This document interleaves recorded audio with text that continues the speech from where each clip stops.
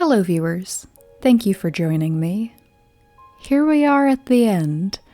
This will be the last review I make for this series, and though endings can be a little sad, in this case that's a good thing, because it means the movie wrapped up things satisfyingly enough that I don't foresee myself ever feeling the need to track down the manga to supplement the experience the anime gave me. And it wasn't just the romance that gets a conclusion. This movie turned into so much more than I was expecting it to be. I will say now that there will definitely be spoilers in this review. There are too many big things I want to talk about, so you may want to wait to see it yourself before continuing. The Quintessential Quintuplets movie centers around their final school festival. By this point, even if they didn't get a proper confession scene, it's pretty clear that all the sisters have feelings for Futaro, and he's come to really care about each of them in return. As much as the premise of this story is structured to make him look like the hero, the one getting them through high school so they can have a shot at the futures they dream of, he's grown just as much through his time with them, learning to enjoy life properly, seeing how much he was limiting himself by focusing on nothing but school. Futaro tells them he'll make his decision on which quintuplets really captured his heart at the end of the festival. But there's a lot going on over the course of these 3 days. The movie made an effort to spend at least a little time with each sister, and I appreciate that, but the way they went about it was a little choppy. It's presented almost the way you would 5 different stories. We see the important parts of those 3 days following Ichika, and then rewind and see Nino's experience of the festival, and so on. And each segment is prefaced with a title card. If Futaro spent the day with insert sister here, which felt a little misleading, like these were all alternate universes or something, but I didn't see anything major to contradict the idea that all 5 accounts happen simultaneously. I think that is what they were going for, it might have just been titled awkwardly. I do feel like they could have weaved these storylines together a little more smoothly, but I have no complaints about the content of these stories. I figured this movie would be focused almost single-mindedly on the romance, but they explored the family aspect of this story in a lot more depth also, which was something I'd hoped to see, but not something I was really expecting at this point in the series.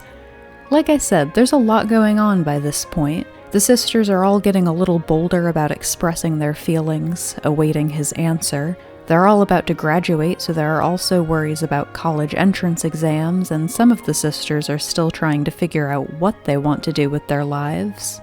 And then Nino's story suddenly dives into her insecurities about their adoptive father not caring about them. And it's true that he hasn't always done the best job. He's not around nearly as much as he should be. He's not great at expressing himself.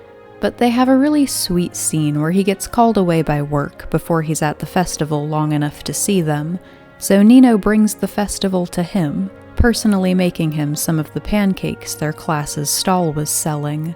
It's a good moment, and they have enough of a talk to make it clear he's going to make more of an effort to participate in their family, not just pay their bills and call it a day. And it tied in really well to Itsuki's storyline, which was definitely my favorite. I've mentioned before that she's felt really separate from her sister's storylines, and it was nice to see her get to shine here at the end.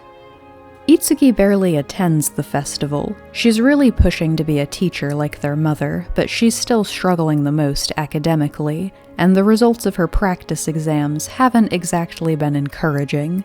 So she holes up in a classroom to study during the festival, and has been attending cram school late into the night. One of the few things she does emerge for is the chance to meet this world-renowned professor when she hears he's in the area. He finds her, in fact. He shows up at their school festival, and suddenly drops the bomb that he's their biological father. I love when a story manages to genuinely surprise me. I had a feeling of what he was going to say in, like, the last few seconds leading up to it, but that was not enough time to dull the impact. It was great. The rest of his character is less great, Predictably, he's kind of an asshole and pushy about the role he seems to think he deserves to play in their lives, for some reason. He tells Itsuki she's not cut out to be a teacher, and that she's following the dream for the wrong reasons. And part of that might be true, but she's quick to tell him he has no right to try and advise her future now when he walked out on their mother before they were even born. He's persistent, though. The next time he tracks her down, she's with their actual dad, who the professor's really dismissive of, but they get the better of him in the end, with an old trick that's become a lot more endearing as the series went on. It's not actually Itsuki at this meeting, it's Miku standing in for her, and not even going to that much effort to impersonate her, honestly. Yet the professor has no idea she's not the same girl he was talking to yesterday. They've really driven home the point that anyone who really cares about the quintuplets should be able to tell them apart, and I'm totally here for that. I wasn't in the beginning. They're easy enough for the audience to tell apart that it just made Futaro look extra self-centered when he couldn't. But as it became more established that these differences aren't so clear in universe, being able to tell them apart became a much more meaningful thing. In any case, this finally causes the professor to realize he can't just show up 18 years later and expect to be accepted as their father, and he goes on his way. But this focus on the family element added so much to the overall story for me. The movie includes enough flashbacks to make me feel like I've actually met their mother now. Their adoptive father was her doctor, who fell in love with her. It's unclear what she felt about him, but all she was thinking of in her final days was her daughters and how she felt she was failing them by not seeing them to adulthood. It's not hard to see why he was moved by that, and it moved me to see that the only thing he could do for her at that point was try to finish that job. I've mentioned before that Maruo Nakano seems like an awkward guy. At no point does he manage to express the depth of the emotions he must have been feeling to be willing to adopt this woman's children, but I think his actions can speak for themselves at this point.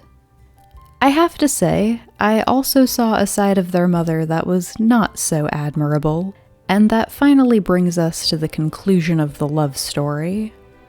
If I'd known ahead of time that Yotsuba would be the one he chose, I think I would have been prepared to be disappointed. But this movie really did impress me with how much it managed to include, even being almost 2.5 hours long. I thought it would be pure plot advancement at this stage in the tale, but there's so much character development still happening. Yotsuba, who did get her time to shine during the show, gets like an entire character arc just in the last half of this movie.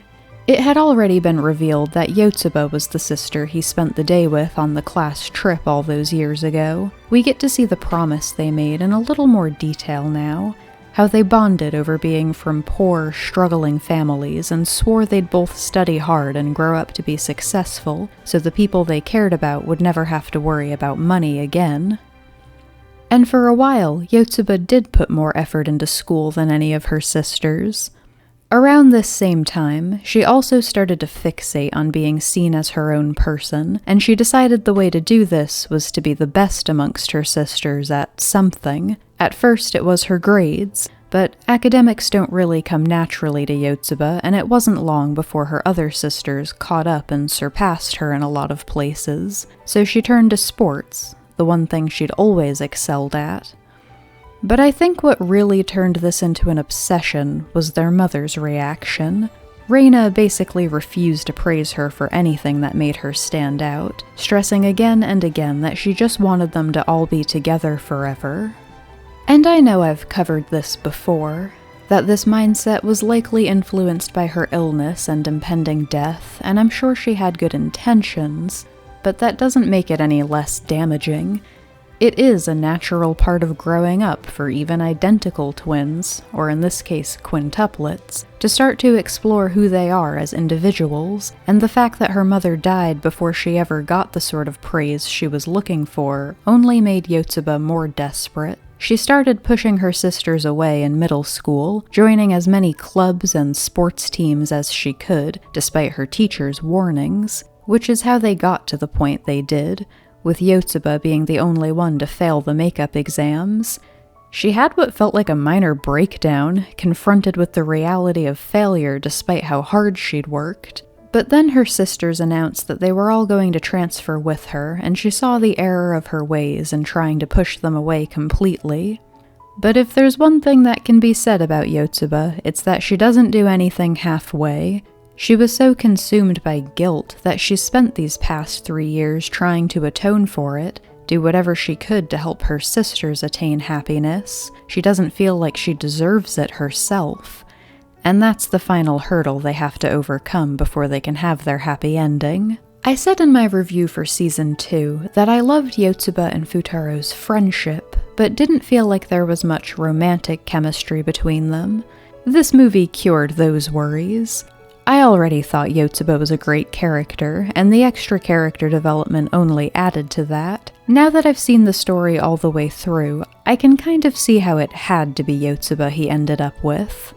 I'm sure there are some people who are still disappointed, but I feel like the fandom would be in flames right now if he'd gone for one of the more controversial sisters.